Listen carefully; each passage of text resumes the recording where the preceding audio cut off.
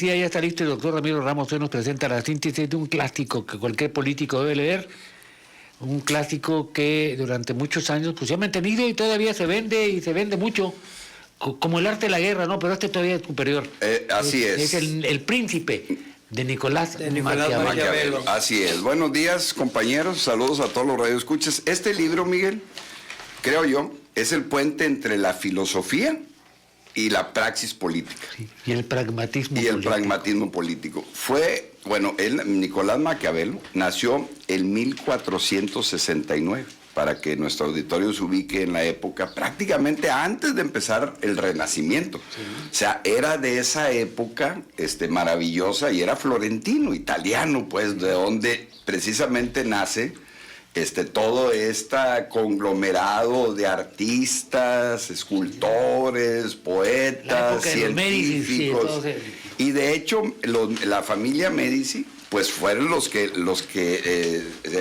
toman la decisión de encarcelarlo. Sí. Exactamente. Y él escribe esta obra estando en la cárcel, en Florencia. Pero le servía a uno de los Medici, ¿no? Sí, le servía, pero luego lo utilizaron de verdugo y luego lo sacaron. O sea, pero él este libro lo escribió para ellos, para un príncipe. Pero sobre todo hizo esa aportación que le sirvió a muchos después legisladores y políticos en el siglo XVII, XVIII y XIX. Y todavía sigue vigente. Porque habló de dos aspectos muy importantes de las ciudades, de los gobiernos. La parte de la estructura política, cómo se organiza el Estado mexicano. Es más, él hablaba pues precisamente lo que leyó, el Estado benefactor que iba a ser el Estado. Y sobre todo las peculiaridades y particularidades que debería tener el príncipe. ¿Cómo debería ser? El príncipe, él hablaba en eso porque estábamos en una monarquía. Ahora en una Italia que había sido devastada, que había sido invadido por España, por Alemania, por Rusia. Entonces decía, oigan, vamos a ponerle orden, le decía a los Medici, pues ya no somos una república. Venecia era una ente independiente y apegadito ahí a Florencia, sí, o sea, estando ahí. Y Milán también. Y Milán también, exacto. Y pueblitos, digo, ciudades pequeñas realmente cerca, ¿verdad? Como si estuviéramos hablando de aquí, de Monterrey con Saltillo, con Nuevo Laredo. No es tantas las distancias en una Europa que es más chiquita que nosotros. Sí. Y en ese sentido, pues imagínense todo el mundo que veía Nicolás Maquiavelo. Decía, vamos a organizar para que Italia tenga su independencia y su forma de gobierno. Entonces él empezó a hablar de las estructuras políticas. Pero Italia no estaba unificada en ese momento. No estaba, eran reinos, sí. Exactamente, pero realmente lo que estaba buscando era esa parte. Y muchas de las cosas la dividía este estudio, este escrito, en decirle a los Medici, al príncipe, cómo ser una monarquía, por ejemplo, ¿no? Y él, pues fue diplomático, entonces tuvo la oportunidad de ver la monarquía de Francia, que era una monarquía estable, en donde allí había paz, había orden, y veía cómo el monarca, pues, era una persona respetada, admirada. Y uno de los principios, porque mucha gente habla de este libro, pues la verdad no le han dedicado tiempo a leerlo, que yo invito a que lo lean, porque dice, muchos dicen que el príncipe o el rey o el presidente sí debe ser temido o amado. Entonces él decía que debía ser una persona respetada y que tienes que ganarte el respeto en base a acciones, en base a ser congruente, a ser una persona que la gente te tenga admiración, pues, ¿verdad? Y que cuando te toca tomar una decisión que es dura, en contra del pueblo, que también tienes que tomar decisiones, sí. O sea, porque con eso te ganas la admiración y la gente también te tiene respeto. Porque si eres una persona que estás ejerciendo el poder y todo lo dejas al desdén, sí, y no quieres tomar decisiones, también la gente no le gusta eso. La gente necesita una guía, ¿no? Y él hablaba mucho de esa guía. Y él decía que de las virtudes que debe de tener un rey, un príncipe, un presidente, de acuerdo si fuera una república, sí, un semiparlamentario o una monarquía, cualquiera de las formas de gobierno, incluso hasta podemos hablar de la tiranía o la dictadura, que son formas de gobierno que tenemos actualmente algunas, todavía lamentablemente, pero decía que las virtudes, una debería ser la templanza. El tema de la templanza, es decir, que es esa capacidad de inteligencia emocional para que los problemas de la ciudad, los problemas del Estado, pues no te derritan, sí, no te doblen, sino que tú tengas la gallardía para afrontarlos y explicárselos a la gente, para sí, que la gente se entusiasme o conozca por qué hay un incremento en esto, un descenso en esto, una decisión en esto, es una de las partes. Y una de las cosas que él decía, que sus mayores virtudes, y es extraordinario cuando escribe este libro, dice, yo tengo, de las virtudes, la más importante es conocer la forma en que se comportan las personas. Fue un gran psicólogo, o sea, él analizaba cada vez que en sus trabajos diplomáticos, en su trabajo en el gobierno, él conocía mucho la esencia del ser humano y les decía a los Médicis, yo lo más valioso que tengo en la vida es conocer cómo la gente se comporta.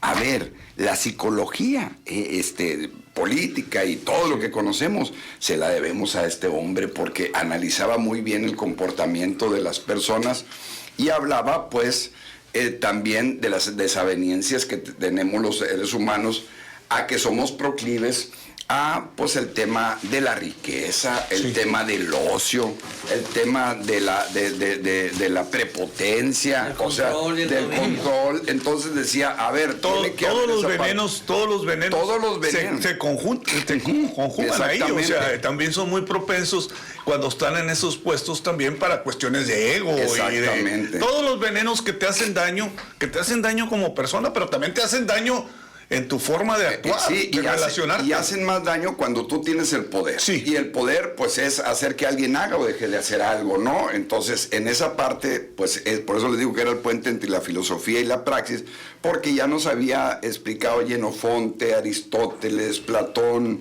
el propio Sócrates, pues, cómo debería ser el estado ideal, en el libro de San Agustín, La ciudad de Dios. Todos nos habían explicado el deber ser. Pero el ser, digamos, en la actuación, pues nos lo vino a describir Maquiavelo en cómo organizar un Estado. Y en ese sentido hace ese puente. Y Maquiavelo, en esa época, en donde estaba muy convulso, decía que a la persona o al Estado lo tenías que organizar para que la gente tuviera pues las libertades. Hablaba mucho de las libertades y también de un ingrediente muy importante que le agregaba era el tema de la religión. Él estaba a favor de que la gente tuviera una educación teísta, pues que creyera en algo, ¿no? Pues obviamente la fuerza de la Iglesia Católica, pues en esa Europa estaban sus plenos, en esos le tocó ser incluso contemporáneo del Papa León X. Exactamente, y entonces veía mucho y veía el hecho de que la gente cuando tiene fe, pues lógicamente es más fácil que procese las situaciones que se le afrontan. Y para un príncipe, para un Estado, el tener a la Iglesia o la fe de tu lado, ayuda mucho para el ejercicio de gobierno. Claro. En ese sentido, bueno, pues también lo declaro. Por eso es maravilloso el libro. No, lo visualizo bien, porque si tú, inclusive hasta en las construcciones te das cuenta, o sea, sí, das de cuenta, está el poder que gobierna y está el poder espiritual, claro, seguido ahí, porque por son eso los dos vemos tipos de poderes. En nuestros municipios, sí, exactamente, que está en la plaza principal, el lugar donde está la familia. Enfrente está la presidencia municipal y a un lado también está la iglesia. Entonces, y así están todos los municipios, bueno, la mayoría de los municipios de todo México. Yo creo que en todas partes está por ahí. Es herencia española. Es herencia, claro, sí, pero es herencia europea. Y no muy lejos está una taberna. Bueno, como a cuadra y media, sí, pero no tan lejos, ¿verdad? Exactamente, porque era parte también de esas proclividades que tenemos, de la avaricia, del desorden, de la indisciplina, que por eso él decía Maquiavelo, yo conozco bien a la gente y debes de escoger con quién gobiernas, con quién estás, porque si no, pues se te va a hacer un desorden, porque tú no puedes controlar a todo. Y entonces él hablaba mucho de las estructuras, de las instituciones y de las leyes, porque él decía, si hay una acción y no hay una reacción, si no hay un contrapeso, si no hay una consecuencia, entonces se hace un problema. Por eso él decía, si no hay problemas en el Principado, pues hay que crearlos para que vean que el Estado es un Estado que está haciendo su trabajo, ¿verdad? Está haciendo su trabajo. Sí, también. Pero ten la solución a ese problema para que la gente después diga, mira, el príncipe, y todavía maestro, se siguen creando. Todavía después de 500, a ver, este libro se publicó en 1513. O sea, tiene más de 500 años este libro. Lo que estás contando parece una fotografía de lo que hemos estado viendo a lo largo de la historia. O sea, no es una cosa que digas, bueno, pues si ya nos los han enseñado muchas veces, ¿por qué no hemos aprendido? Sí, claro. Porque es lo mismo, nomás lo que cambia son los actores. Así es. Y miren, voy a citar un parrafito de cómo escribía Maquiavelo para que la gente lo aprecie. Dice, hubo príncipes que para conservar sin inquietudes el Estado, desarmaron a sus súbditos, príncipes que dividieron los territorios conquistados, príncipes que favorecieron a sus enemigos, príncipes que se esforzaron por atraerse a aquellos que les inspiraban recelos al comienzo de su gobierno, príncipes, en fin, que construyeron fortalezas y príncipes que las arrasaron. Y aunque sobre todas estas cosas no se puede dictar sentencia sin conocer las características del Estado, ¿dónde habría de tomarse semejante resolución? Hablaré, sin embargo, del modo más amplio que la materia permita. Nunca sucedió que un príncipe nuevo desarmase a sus súbditos, por el contrario, los armó cada vez que los encontró desarmados. De este modo, las armas del pueblo se convirtieron en las del príncipe. Los que recelaban se hicieron fieles, los fieles continuaron siéndolo, y los súbditos se hicieron partidarios. ¡Qué hermosura!